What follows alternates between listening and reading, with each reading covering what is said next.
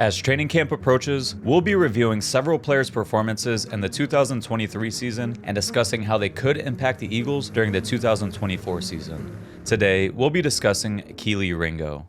Looking back at Kelee Ringo's 2023 season, he didn't get a lot of playing time early, but when he did get playing time late in the season, he really flashed. He ended the season shadowing Mike Evans on several occasions, one-on-one and man coverage. So let's look back at his season to see what he put on tape and what he could be in 2024. Athletically, he has elite long speed, and he can run with virtually anybody, and that really allows him the ability to recover if he is beat early. He has very good size and physicality for the position, and that especially shows up in block destruction and tackling. Now, as far as his skills go, I could see him becoming a very good press corner in the NFL. His ability to turn and run just equals recovery. And this really allows him to negate man beaters, like when teams align receivers inside so that Kelee Ringo's outside leverage and then they run crossing routes. He has the speed to navigate through the middle and keep up with receivers as they're trying to run away from him. It's a very tough thing to do against man coverage. Again, like I said, he was shadowing Mike Evans, especially on third downs in the playoff game last year. So when it came down to it's going to be a pass, they put Kelee Ringo on an island with him numerous times, and he more than held his own. Now, his athleticism paired with his size and physicality makes him a great cover 2 corner, and that's important in Fangio's scheme because Fangio runs a ton of cover 6 and cover 8, which means that corners actually play in the flats a solid amount of time in his scheme. So being able to or having the speed to bait and take away throws down the field and then rally to the flat and make tackles is a huge plus. And off-man coverage, I think he trusts his long speed, and he's patient in his read steps and his back pedal. He doesn't flip his hips too early, and it lets him break on throws underneath quickly. But I think it's more so kind of like zone coverage where he's not quite as good in off coverage. But again, he's physical and willing as a tackler in the run and screen game and in block destruction, and he consistently controls and overwhelms blockers, and he aggressively closes space in the open field quickly. And it was just like night and day difference when Ringo was on the field compared to Bradbury, because Bradbury would give up leakage where he just wouldn't close space, and Ringo would close that space. So even if he's taking on a blocker and forcing a guy back inside, even if they both ultimately ended up doing that, Ringo was doing that closer to the line of scrimmage than Bradbury was, and it was just a huge boost to the defense overall. Now, looking at his numbers, his coverage stats, and again, keep in mind this is a very small sample, and we've been tricked by small sample sizes before, but of the top 150 corners and coverage snaps last season, he was 24th in yards per target, 8th in explosive play rate allowed, and that's all despite having the 3rd highest average depth of target. So even though teams were targeting him deep, he wasn't giving up big plays, and his completion percentage allowed was 26th out of 150. So there's a lot to like with Ringo, and I'm personally very excited for his future, even if he doesn't necessarily start or play a ton this year. Yeah, Ringo, I was surprised that he dropped to the 4th round. Never really got a solid explanation as to why, other than maybe the league didn't think he was that great. But he looks extremely good on film. Now, yeah, there's very limited snaps in the NFL, but going back to college, I know the box score didn't look great, and there's a few plays that he wasn't able to stay with him. But overall, I thought he did a really good job on Marvin Harrison Jr. And it's kind of funny because now Ringo, Quinyon Mitchell, and DeJean all got to go up against this guy. But for the record, Quinyon probably did the best job of the 3. Like you said, he's very tall for a corner, extremely fast. And what surprises me is like, okay, you're expecting a 6'2" guy who runs in the 4.3s to be a kind of a shrimp out on an island and suspect in run defense, and it's not the case at all. Like you said, he's very physical. He just comes across as a player who's coached extremely well in college. That's just how, when I'm watching him, it just looks like, oh, okay, I know he picked up this technique at Georgia, and I don't see any reason that he can't develop into a really good corner in the NFL. Now this is maybe just lip service, but AJ Brown said the trajectory that this guy is on with his frame and athleticism, he could be a future All-Pro. And I believe it. I think he does have that kind of ceiling. Just a few little ticky tack things that he could clean up, like getting baited where a receiver might like fake an outside release and he'll just really bite on it and give up the inside, just like letting them attack his leverage.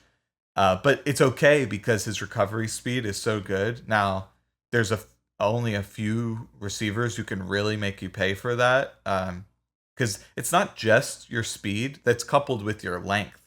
Because once you recover, well, if you can reach up really high, that extends the amount of area that you can defend, and he does that. He high points the ball. One good example is the game-sealing interception in the national championship. I think he was a freshman when he had that, and he went way up the ladder for that play. There's many examples of that on film. Little like short area quickness things. Because he's so athletic, he's still solid in those areas, but it's not quite on par with his long speed. But when you're 6'2", like you're never going to have quite the frequency of quick choppy steps when you're trying to like play in tight areas that someone like Rodgers might be able to do, which it's fine. It wasn't like a giant weakness. But it'll just be very interesting because presumably they want to get this guy on the field. Because if, let's say, Slay is retiring or moving on, they can't re-sign Rodgers. Well, that vaults Ringo straight into a starting cornerback position. So you want to be able to develop this guy, get him meaningful snaps. He only played, 100-something snaps last year. So, yeah, he definitely needs more experience. I mean, it's pretty incredible that they entrusted him to follow Mike Evans at times. But it makes perfect sense. You look at this guy, he's basically like you create a corner in a lab to track these X receivers who are 6'3" and with speed. He's the right man to do it. I don't think he's, that versatile where he's going to be able to move to the inside.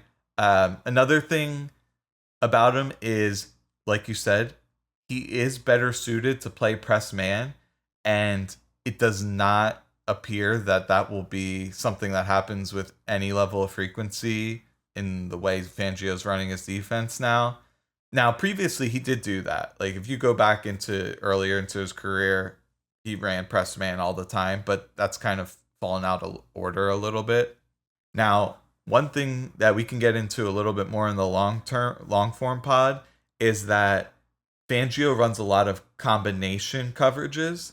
So if you have like trips to one side and then Ringo is covering the lone receiver on the other side of the field, you can run press man in those scenarios. So overall, I'm extremely optimistic about his potential to materialize into a starting corner and with upside to become an all-pro in the future.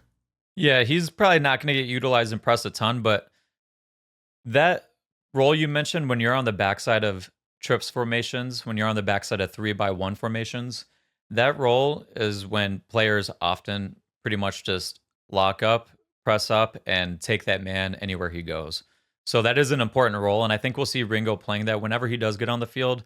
He's going to be a benefit to the defense because of that. Now, as a press defender, I do think he needs to get a little bit better. He needs to get a little bit better with his angles of departure at the line of scrimmage. A lot of times, he's getting a little closed off, so he's not able to flip his hips and turn as well down the field. And as well, when he does run, he's pretty much opening his hips as opposed to taking an angle to cut off the receiver. It just makes it harder to squeeze them down the sideline, and a lot of times you end up in chase mode. So just taking better angles and press, I think, will help him. Now, he is going to play a lot of off coverage just in Fangio's scheme, but I think he can do that. Especially, he's better in off coverage and man coverage than he is off coverage and zone coverage, which is important. Fangio, he comes across, he does run a lot of zone coverage, but a lot of his zone coverage converts to man coverage based on the routes of the receivers. So a lot of the times, his cover 3 match plays a lot like cover 1 for the corners.